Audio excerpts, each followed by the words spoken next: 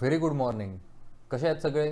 तर आपण चालू केला आपला क्लास 12th फिजिक्सचा चॅप्टर नंबर 1, ज्याचं नाव आहे रोटेशनल डायनॅमिक्स, आणि आजचं आहे आपलं लेक्चर नंबर 1.09. याच्या आधीच्या लेक्चरमध्ये म्हणजे 1.08मध्ये आपण रोटेशनल मोशन हा पार्ट सुरू केला होता, बरोबर आहे? जर याच्या आधीचं लेक्चर तुम्ही बघून हे लेक्चर जर बघत असाल तरच फायदा आहे. जर याच्या आधीचं लेक्चर बघितलं नसेल तर या लेक्चरचे कन्सेप्ट कळणार नाही, कारण की आधीच्या लेक्चरच्या कन्सेप्टवर आपण हे पुढचं घेतोय.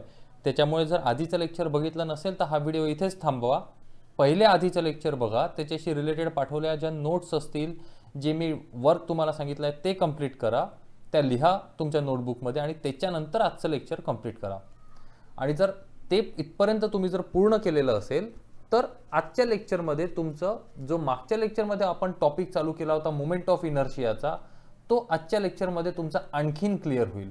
बेसिकली कालचं लेक्चर आणि आजचं लेक्चर मिळून तुम्हाला एक ओव्हरऑल कन्सेप्ट पूर्णपणे मोमेंट ऑफ इनर्शियाचा, त्याच्याशी रिलेटेड प्रॉब्लेम आणि त्याचा पुढचा पार्ट जो आज आपण घेणार आहे रेडियस ऑफ गायरेशनचा, तो चांगल्या प्रकारे लक्षात येईल. ठीक आहे, तर चला सुरू करू. तर सर्वात पहिल्यांदा रिव्हिजन घेऊ की कालच्या लेक्चरमध्ये एक शॉर्टमध्ये आपण काय काय बघितलं होतं. तुम्हाला आठवत आहे कालच्या याच्यामध्ये सर्वात पहिल्यांदा आपण सुरुवातीला बघितलं होतं की रिजिड बॉडी म्हणजे काय होते, बरोबर आहे? सर्वात पहिल्यांदा आपण म्हटलं होतं की रिजिड बॉडी म्हणजे काय. त्याच्यानंतर तुम्हाला आठवत असेल आपण ॲक्सिस ऑफ रोटेशन बद्दल बघितलं होतं. ॲक्सिस ऑफ रोटेशन म्हणजे काय होते. त्याच्यानंतर दोन टर्म बघितल्या होत्या ज्या रोटेशनल मोशन प्रोड्यूस करतात. त्यातली एक कुठली होती, टॉर्क, आणि दुसरी कुठली होती, कपल, बरोबर आहे? इथपर्यंत आपण जेव्हा शिकलो होतो त्याच्यानंतर आपण पुढच्या पार्टवर शिफ्ट झालो होतो, तो म्हणजे तुमचा मोमेंट ऑफ इनर्शिया, बरोबर आहे? आता त्या मोमेंट ऑफ इनर्शियाला बेसिकली काय म्हणतात, कशाने डिनोट करतात, तर आपण त्याला म्हटलं होतं, त्याला डिनोट करतो आपण कॅपिटल आयने.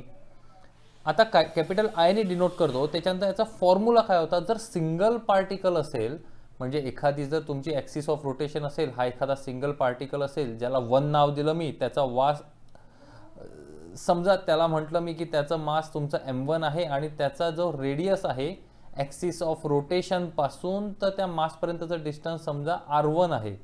तर या कंडिशनसाठी तुमचा मोमेंट ऑफ इनर्शिया किती, तर तुम्ही काय लिहू शकता, I is equal to mr² किंवा m1r1² या फर्स्ट नंबरच्या पार्टिकलसाठी. आता जर n नंबर ऑफ पार्टिकल असेल, इथे दुसरा असेल, इथे तिसरा असेल, हे डिस्टन्स r3, याचा मास m3, मग याचं मास m2, मग हे डिस्टन्स काय तर r2.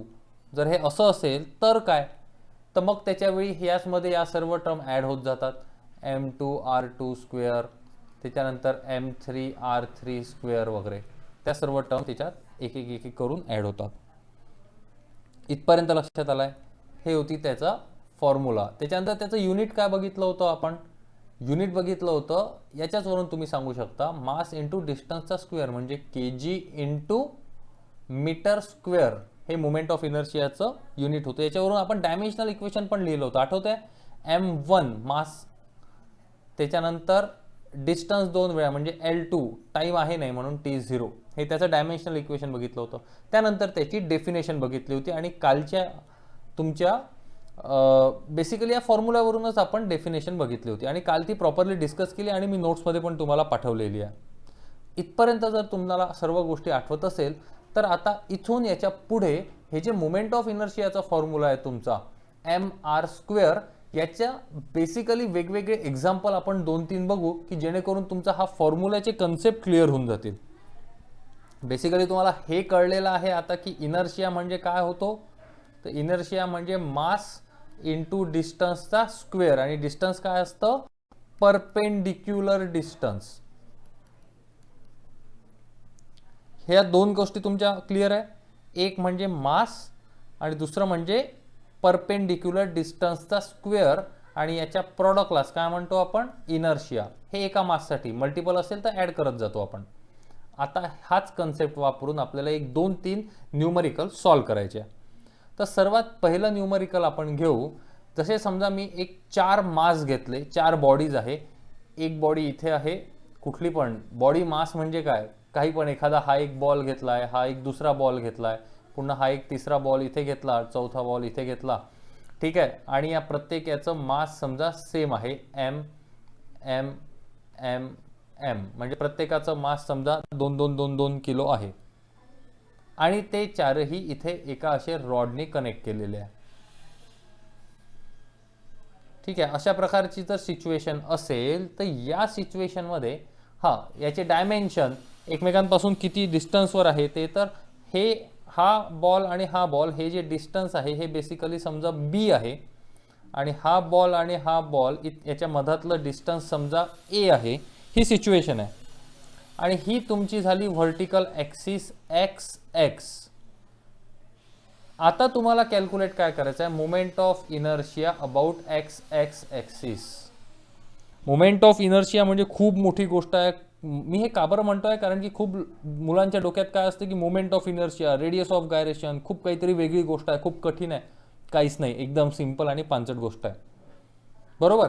तर मोमेंट ऑफ इनर्शिया म्हणजे काही खूप मोठी गोष्ट नाही, मास इंटू रेडियस स्क्वेअर आहे. रेडियस म्हणजे परपेंडिक्युलर डिस्टन्स आहे त्या मासचं त्या ॲक्सिस ऑफ रोटेशन पासून, आणि सरळ सरळ त्या डिस्टन्सचा स्क्वेअर केला. इतकी तर सिंपल गोष्ट आहे. बरोबर आहे. तर आपल्याला काय काढायचं आहे, मोमेंट ऑफ इनर्शिया काढायचा या सिस्टीमचा एक्स एक्स ॲक्सिसच्या अबाउट. काय करायचं, काहीच नाही, एकदम सिंपल. याला 1 म्हणून टाकतो, याला 2, याला 3, याला 4. मला काय काढायचं आहे, moment of inertia about X X axis calculate करायचं आहे. तर मी काय करू शकतो, मी असं लिहेल formula I X X is equal to काय लिहेल पुढे मी, की M1. आता समजा पहिल्या माससाठी लिहितोय मी, या माससाठी लिहितोय, मग मी काय लिहू शकतो, फॉर्म्युला काय, MR स्क्वेअर म्हणजे M1 R1 स्क्वेअर. मी जनरलाइज फॉर्म्युला पहिले लिहितोय. ठीक आहे, 4 मास आहे म्हणजे 4 वेळा येतील M2 R2 square plus M3 R3 square plus M4 R4चा स्क्वेअर. 4 टर्मसाठी 4 वेळा हा फॉर्म्युला लिहून घेतला आणि हा कशा कशासाठी आहे ते लिहून घेतला. हा पहिला मास, दुसरा मास, तिसरा मास, चौथा माससाठी. इथपर्यंत क्लिअर आहे. ओके. आता पहिल्या ऑब्जेक्टचं मास काय आहे, फक्त m आहे म्हणून M1 च्या ऐवजी मी फक्त m लिहितोय. दुसरं R1 काय आहे, R1 म्हणजे काय होते, ॲक्सिस ऑफ रोटेशन पासून त्या मासचं परपेंडिक्युलर डिस्टन्स. म्हणजे हे परपेंडिक्युलर डिस्टन्स आहे, म्हणजे हे डिस्टन्स किती आहे ते म्हणजे तुमची R1 ची व्हॅल्यू आहे. आणि हे डिस्टन्स किती आहे, टोटल जर a असेल तर हे डिस्टन्स तुमचं a/2 होऊन जाईल. म्हणजे R1 च्या ऐवजी काय टाकू शकता तुम्ही, a/2 चा होल स्क्वेअर. इथपर्यंत क्लिअर आहे, हे समजलेलं आहे. हे समजलं असेल तर सगळं समजलं. R1 काय घेतला होता. त्याच्यानंतर M2 मध्ये पण या सेकंडसाठी मास काय आहे, फक्त m आहे म्हणून M2 च्या ऐवजी मी काय लिहितोय, m. R2 काय आहे, R2 म्हणजे या मासचा ॲक्सिस ऑफ रोटेशन पासूनचा परपेंडिक्युलर डिस्टन्स किती आहे, हे a/2 आहे तर हे a/2 आहे. मग इथे काय लिहू, a/2 चा होल स्क्वेअर प्लस. आता M3 साठी सांगा तुम्ही, इथे M3 च्या ऐवजी फक्त मास m आहेत म्हणून m लिहिलं. R3 काय आहे तुमचा, R3 पण a/2 आहे. मी बघा या b ला b/2 वगैरे नाही घेतोय. लक्षात आलंय, हे डिस्टन्स आपल्याला, हे डिस्टन्स नको आहे आपल्याला, ॲक्सिस ऑफ रोटेशन पर्यंतचं आणि मासच्या सेंटर मधलं परपेंडिक्युलर डिस्टन्स पाहिजे. म्हणजे मग हे काय होईल, a/2 होईल. बरोबर आहे. म्हणजे हे पण a/2 चा स्क्वेअर प्लस M4 काय आहे तुमचा, फक्त m आहे म्हणजे R4 काय आहे तुमचा, हा इथे a/2 आहे म्हणजे याला पण काय लिहू शकतो मी, a/2 चा होल स्क्वेअर. इथपर्यंत कळलंय. मग याच्या पुढे काय आहे, या चारही टर्म सेम आहे म्हणजे 4 इंटू m इंटू a/2 चा whole square, 4 into m into a square by 4, 4 cancel गेले. इथे काय राहिलं, ma स्क्वेअर. ही व्हॅल्यू कशाची आली आहे तुमची, आय एक्स एक्स. हे एक्स एक्स काय आहे, की तुमच्या ॲक्सिस ऑफ रोटेशनचं नाव आहे. बरोबर आहे. त्या ॲक्सिसच्या अबाउट इनर्शिया किती आहे तो मी काढलाय ma स्क्वेअर. आता इथे संपलं का नाही, याचं युनिट काय आहे तुम्हाला माहिती आहे, इनर्शियाचं युनिट काय आहे, kg इंटू मीटर स्क्वेअर. इथपर्यंत क्लिअर आहे. या प्रॉब्लेममुळे थोडेसे कन्सेप्ट आणखीन क्लिअर झाले असेल तुमचे मोमेंट ऑफ इनर्शियाचे. इथपर्यंत समजलाय. आता 1 मिनिट अजून याच न्यूमरिकलवर आपण डिस्कस करू. बेसिकली ही व्हॅल्यू काढली आहे, या व्हॅल्यूचा अर्थ काय आहे. आय एक्स एक्स आपण कॅल्क्युलेट करतोय म्हणजे एक्झॅक्टली काय होते, आय एक्स एक्स म्हणजे काय, की तुम्ही अशा प्रकारचं काहीच नाही, तुम्ही घरी पण हा एक्सपेरिमेंट करू शकता. सरळ सरळ असे 4 बॉल घेतले तुम्ही, त्या 4 बॉलमध्ये असे रॉड फसवलेले आहे आणि इथे व्हर्टिकली काहीतरी एक रॉड लावला दुसरा आणि याच्या अबाउट तुम्ही हे असं फिरवता, याला रोटेट करताय, बरोबर आहे. आता तो रोटेट करत असताना त्याचे इनर्शियाची व्हॅल्यू किती, तो किती रोटेशनसाठी रेझिस्टन्स प्रोड्यूस करेल. काल आपण डिस्कस केलं होतं इनर्शिया म्हणजे काय. तर इनर्शिया म्हणजे काय की रोटेशनल मुवमेंटसाठी, रोटेशनल मोशनसाठी समोरचा ऑब्जेक्ट किंवा एखादी सिस्टीम किती प्रकारचं रेझिस्टन्स प्रोड्यूस करते. तर या ॲक्सिसच्या अबाउट किती रेझिस्टन्स प्रोड्यूस होईल रोटेशनल मोशन परफॉर्म करायला, तर ते झालं ma² kg/m². समजलेलं आहे.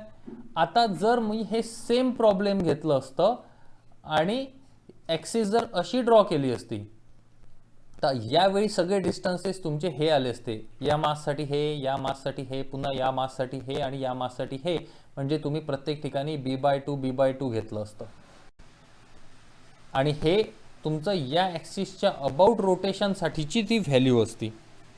कळलेलं इथपर्यंत. आता पुढच्या ह्याच्यात, आता समजा मी पुन्हा एक मास इथे घेतलं, एक मास इथे घेतलं आणि एक मास इथे घेतलेला आहे, ठीक आहे. याला पुन्हा एकदा एका रॉडने कनेक्ट केलं. आता या रॉड, समजा या मासचं याला नाव देऊन देऊ ABC. या A या बॉलचं वेट आहे समजा m, B या बॉलचं वेट आहे समजा m आणि C या बॉलचं वेट सुद्धा काय घेऊ आपण m. आणि ॲक्सिस ऑफ रोटेशन मी अशी घेतली, व्हर्टिकल या एका मासमधून जाणारी. आता या केससाठी तुम्हाला म्हटलं की मोमेंट ऑफ इनर्शिया, याला मी इथे एक पॉइंट घेतो आणि याला D नाव देऊन देतो आणि म्हटलं तुम्हाला moment of inertia about AD calculate करा. म्हणजे AD काय आहे, तुमची ॲक्सिस ऑफ रोटेशनचं नाव आहे. म्हणजे तुम्हाला कॅल्क्युलेट काय करायचं आहे, सर्वात पहिल्यांदा तर इथे तुम्हाला कॅल्क्युलेशन करायची आहे 3 गोष्टीसाठी, 3 बॉलसाठी A, B आणि C. आता कॅल्क्युलेशन करताना आपण मागच्या वेळेस काय केलं होतं, सर्वात पहिल्यांदा तर mr² म्हणजे m1r1, इथे 1 2 3 घेतले होते ना, तर इथे तुम्ही ma_r² पण घेऊ शकता. हे कळतंय. mbr_b² plus mcr_c². ठीक आहे. आता maचं मास काय आहे, m आहे, म्हणजे A पॉईंटसाठी जो काही इथे बॉल कन्सिडर केला आहे त्याचा मास काय आहे, m आहे. तर इथे आपण काय घेऊ, m घेऊ.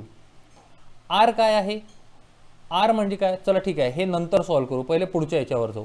मला सांगा इथे r ची व्हॅल्यू अजून आपली टाकायची आहे. mb म्हणजे B पॉईंटसाठी त्या बॉलचा मास काय आहे, m, म्हणजे इथे m घेतलं.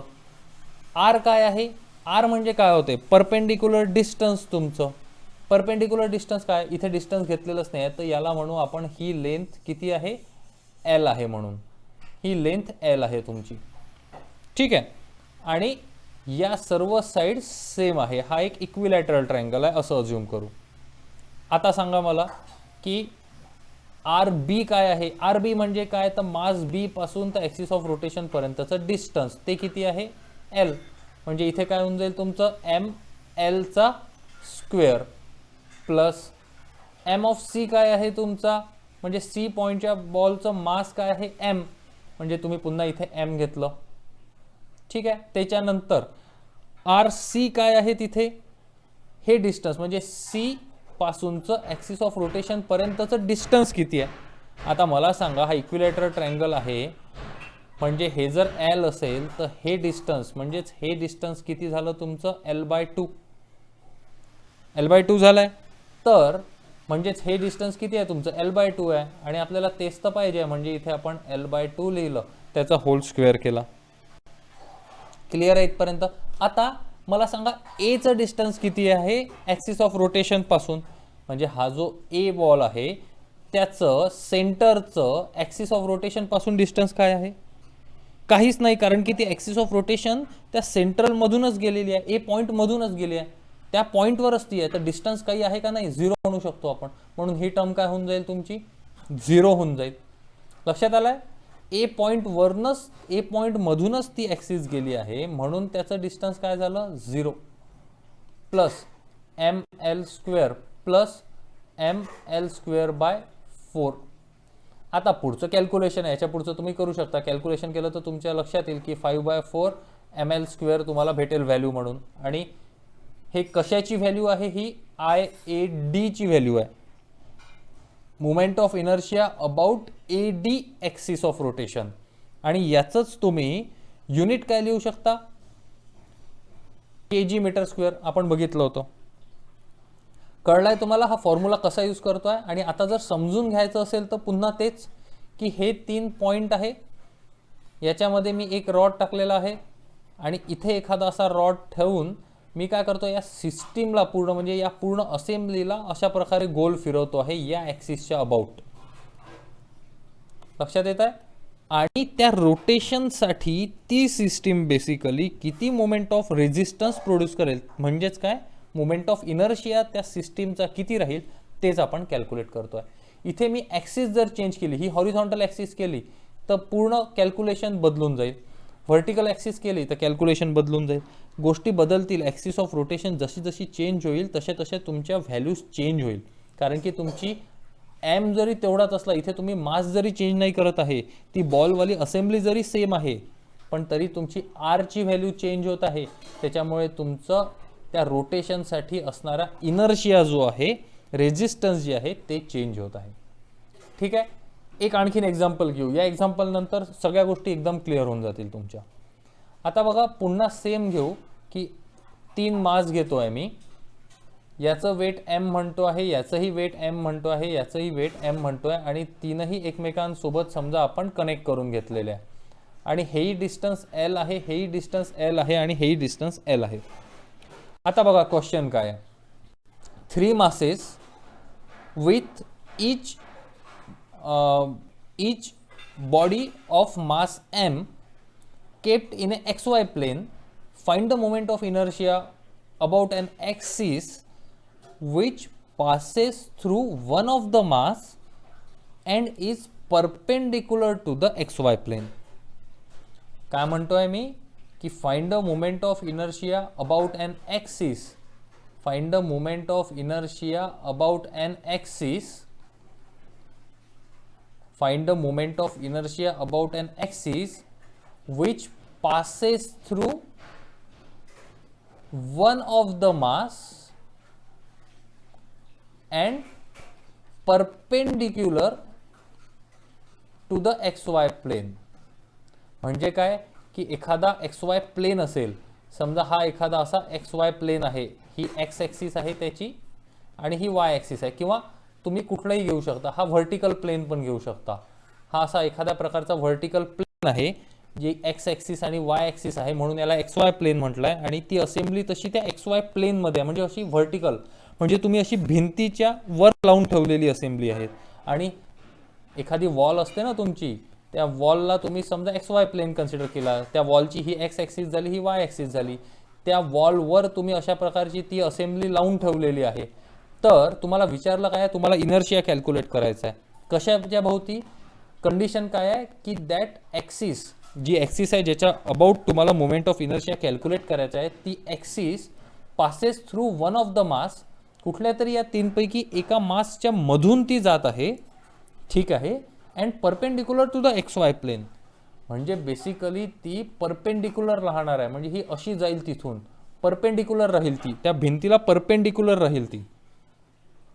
ही लक्षात येते, ही इन्क्लाइन लाईन नाही आहे. समोरून जर बघाल तुम्ही तर तुम्हाला फक्त पॉईंट दिसेल आणि ती अशी मागे गेलेली असेल भिंतीच्या आरपार. त्या ॲक्सिसच्या अबाउट तुम्हाला मोमेंट ऑफ इनर्शिया कॅल्क्युलेट करायचा आहे आणि ती कुठल्या तरी एखाद्या मासमधून गेली असेल. आता मला सांगा कॅल्क्युलेशन कसे कराल? सिंपल आहे. फॉर्म्युला काय आपल्याजवळ, 3 मास आहे म्हणून मी m1r1² plus m2r2² plus m3r3² घेऊन घेतलं.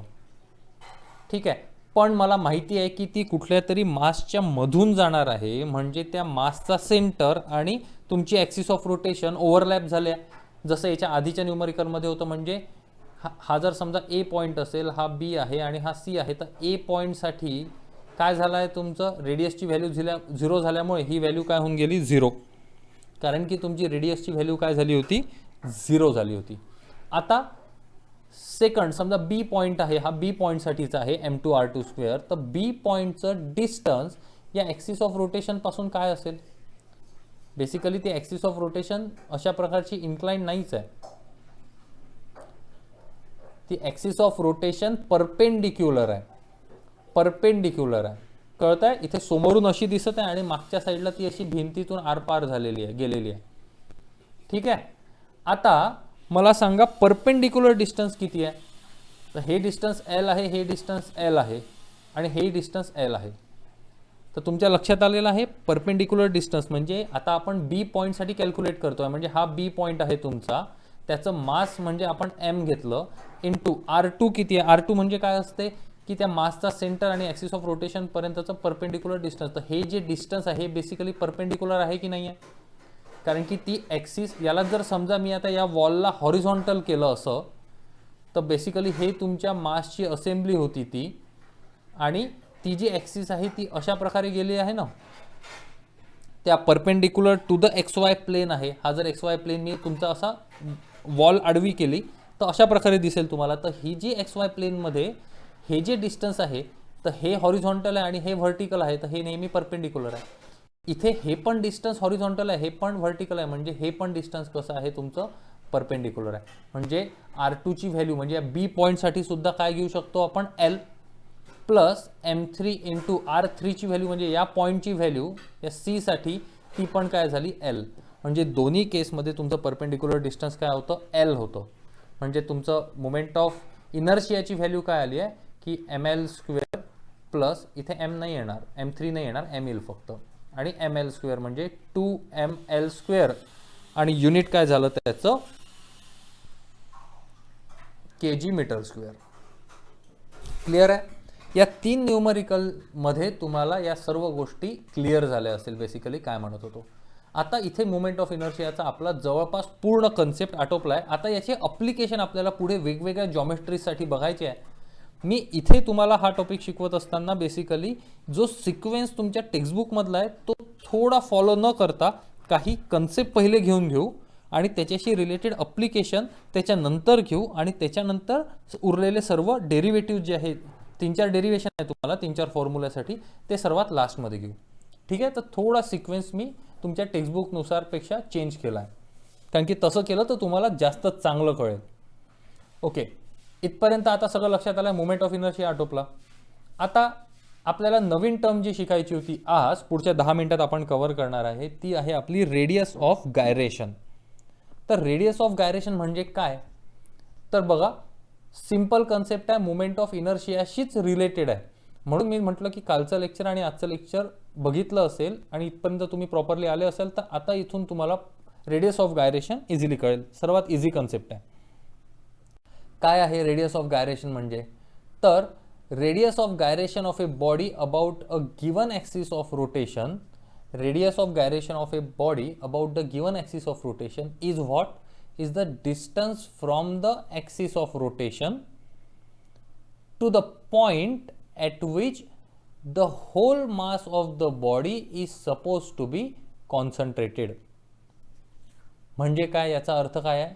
आणि सर्वात महत्त्वाची कंडिशन पण की without changing its moment of inertia. Without changing its moment of inertia. मला माहिती आहे की मी हे जे काही वाचलो याच्यामधले तुम्हाला काहीच नसेल कळलं. ठीक आहे. तर एकदा फक्त वाचून घेऊ, मग याच्या पुढचं एक्झाम्पल पाहू, मग पुन्हा याच्यावर वापस येऊ. तर तेव्हा तुम्हाला ही डेफिनेशन खूप चांगली कळलेली असेल. पुन्हा एकदा, the radius of gyration of a body about a given axis of rotation is, काय आहे radius of gyration of body? Is the distance from the axis of rotation. कुठली तरी एखादी ॲक्सिस ऑफ रोटेशन असेल त्याच्यापासूनचं डिस्टन्स बद्दल बोलत आहे. Radius of gyration is what? Is the distance from the axis of rotation. Axis of rotation पासूनचं distance, एखादा x पकडलं, टू द पॉईंट म्हणजे एखाद्या पॉईंटपर्यंत, ॲट विच, ज्या पॉईंटवर the whole mass of the body is suppose to be concentrated. म्हणजे पूर्ण बॉडीचं मास आपण सपोज करतोय की तिथे कॉन्सन्ट्रेट झालेला आहे म्हणून. Without changing its moment of inertia. आता बघू हा काय खेळ आहे. बघा इथे 2 डायग्राम तुमच्या स्क्रीनवर तुम्हाला दिसत आहे. जी पहिली डायग्राम 1 आहे आणि आपल्याला या बॉडीचा समजा मोमेंट ऑफ इनर्शिया कॅल्क्युलेट करायचा आहे. तर आपण काय केलं असतं, आता या बॉडीमध्ये ही जी प्लेट आहे याच्यामध्ये n नंबर ऑफ मास आहे.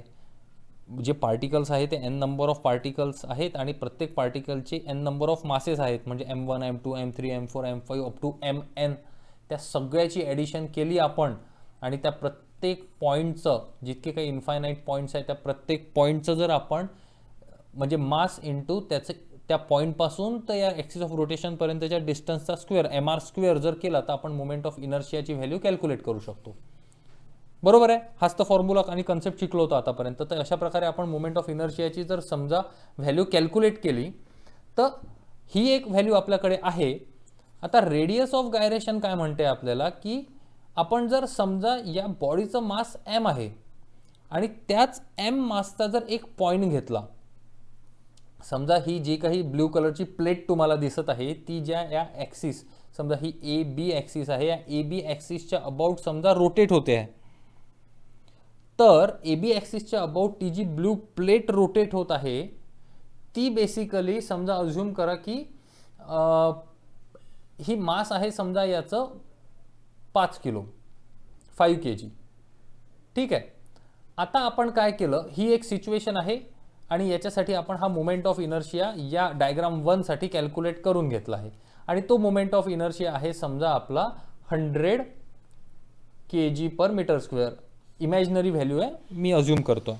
समजा हे 5 kg ची प्लेट आहे, ॲक्सिस ऑफ रोटेशन हे काहीतरी डिस्टन्स असेल, आपण प्रत्येक वेळी हे सगळं कॅल्क्युलेट केलं आणि एक व्हॅल्यू भेटली आपल्याला. अज्युम करा की ती समजा 100 kg/m² व्हॅल्यू भेटली आहे आणि जी काय आहे मोमेंट ऑफ इनर्शियाची आहे, म्हणजे ही प्लेट त्या ॲक्सिसच्या अबाउट रोटेट होत असताना किती रेजिस्टन्स प्रोड्यूस करेल, तर 100 kg/m²चं मोमेंट ऑफ इनर्शिया प्रोड्यूस करेल. तो इथपर्यंत कळलेलं आहे तुम्हाला.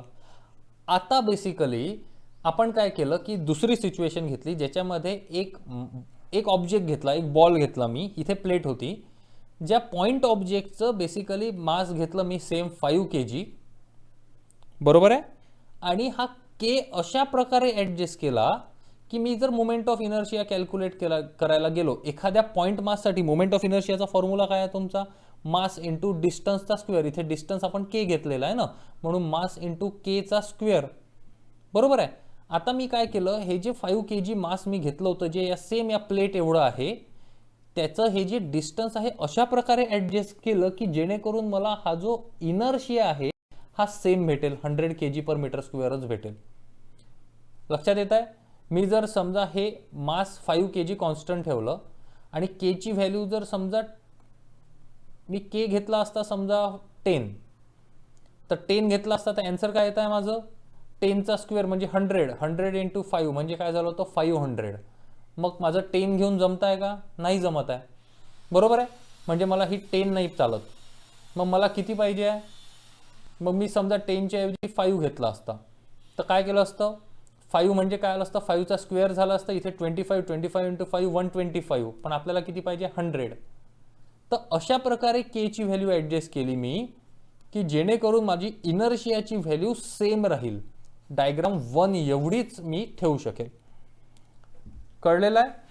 तशा प्रकारची सिच्युएशन आपण मॅनेज केली आणि कधीतरी आपल्याला केच्या एका व्हॅल्यूसाठी आपण कॅल्क्युलेट केल्यानंतर आपल्याला ही आयची व्हॅल्यू सेम आली, म्हणजे एवढी मोठी प्लेट त्या ॲक्सिस भोवती रोटेट करणे आणि आपल्याला इनर्शिया भेटतोय 100चा आणि सेम मी एक फक्त ऑब्जेक्ट घेतला ज्याचं मास सेम ठेवलं आणि काय केलं, त्याचं डिस्टन्स अशा प्रकारे ॲडजस्ट केलं की मला इनर्शिया पण सेमच भेटेल, त्याही वेळी 100चाच.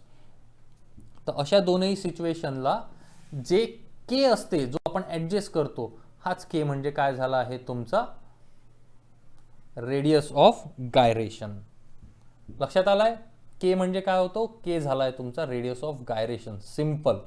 आता बघा या डेफिनेशनला एकदा वाचल्यावर तुम्हाला लगेच पूर्ण कळेल. पुन्हा काय म्हटलंय, the radius of gyration of a body about a given axis of rotation. Radius of gyration म्हणजे के बद्दल बोलतोय आपण. The radius of gyration of a body about a given axis of rotation is काय आहे, distance from the axis of rotation. ते basically distance आहे axis of rotation पासूनचं to the point at which, असा एक point, to the point at which the whole mass of the body is suppose to be concentrated. म्हणजे दुसरा एखादा object होता, त्याचं एखादी ही जी प्लेट होती ती जर समजा 5 किलोची, तर त्या 5 किलोचं पूर्ण मास एकाच पॉइंटवर आपण अज्युम केलं की आलेलं आहे. किंवा असा एक पॉईंट क्रिएट केला की ज्याच्यावर पूर्ण मास आहे, is suppose to be concentrated आणि without changing its moment of inertia. म्हणजे हा के अशा प्रकारे ॲडजस्ट केला की या मास इथे त्या डिस्टन्सवर ॲडजस्ट केला आणि मोमेंट ऑफ इनर्शिया कॅल्क्युलेट केला, तर तो आणि या आधीच्या ऑब्जेक्टचा मोमेंट ऑफ इनर्शिया काय राहील, सेम राहील without changing its moment of inertia. कळलेला इथपर्यंत? मग आता याच्यासाठी फॉर्म्युला काय झाला तुमचा, तर सिंपल गोष्टी. आता डेफिनेशन तुम्हाला कळली आहे. आता बघा इथे आय आपण पहिल्यांदा कॅल्क्युलेट करत होतो आणि इथे आपण के ॲडजस्ट करतोय. म्हणजे सर्वात पहिल्यांदा रेडियस ऑफ गायरेशन, म्हणजे आपण कशाबद्दल बोलतोय, के बद्दल बोलतोय. मग या रेडियस ऑफ गायरेशन, ठीक आहे. आता रेडियस ऑफ गायरेशन मध्ये सर्वात महत्त्वाचा वर्ड कुठला येत आहे, रेडियस हा येतोय, बरोबर आहे. कारण की आपण ॲक्सिस भोवती असं डिस्टन्स ॲडजस्ट करतोय की हा जो मास आहे एम, हा तो सेम इनर्शियाची व्हॅल्यू प्रोड्यूस करेल. आणि हा के काय आहे तुमचं, या सर्कलचा रोटेशनल मोशनचा रेडियस असतं आहे. रेडियस आहे म्हणजे आता मला याचं युनिट तुम्ही सांगा. आपण रेडियस ऑफ गायरेशन कशाने डिनोट करतो, तर के ने डिनोट करतो. पहिला पॉईंट. त्याचं युनिट काय आहे, रेडियस असल्यामुळेच मीटर, लेंथ आहे ना ती, त्याच्यामुळे त्याचं युनिट काय झालं, मीटर. आता मीटर जर युनिट झालं तर त्याचं डायमेन्शनल इक्वेशन काय झालं, एल एम टी. तर टाइम आहे का नाही, मास आहे का नाही, लेंथ आहे का मीटरचा, हो, तो 1, म्हणजे L1 M0 T0. आता फॉर्म्युला काय झाला, फॉर्म्युला याच्या आधीच आपण बघितला होता, I is equal to M K square. याच्यामध्ये आय म्हणजे काय आहे, तर या ऑब्जेक्टचा इनर्शिया आहे. एम म्हणजे काय आहे, तर मास आहे, जो पॉइंट ऑब्जेक्ट आपण घेतला आहे. के म्हणजे काय आहे तुमचं, तर के काय आहे, रेडियस ऑफ गायरेशन आहे. आता फक्त रेडियस ऑफ गायरेशनचा फॉर्म्युला विचारला तर काय करू शकता, याला रिअरेंज केलं तर आपण हे काय होऊन जाईल, k square is equal to I divided by m. म्हणजे के इज इक्वल टू काय होऊन जाईल, under root of I by m. हा काय झाला तुमचा रेडियस ऑफ गायरेशनचा फॉर्म्युला. कळलेला आहे? काय काय बघितलं आपण, डेफिनेशन बघितली, कन्सेप्ट बघितला, तो कशाने डिनोट करतात ते बघितलं, त्याचं युनिट बघितलं, डायमेन्शनल इक्वेशन बघितलं आणि फॉर्म्युला बघितला आहे. ठीक आहे. आता याच्यासोबत आणखीन एक पॉईंट येतो की रेडियस ऑफ गायरेशनचा एक्झॅक्टली फायदा काय आहे. प्रॅक्टिकली ही टर्म आपण कुठे कुठे यूज करतो किंवा कुठे कुठे ह्याचा ॲक्च्युअल अप्लिकेशन आहे.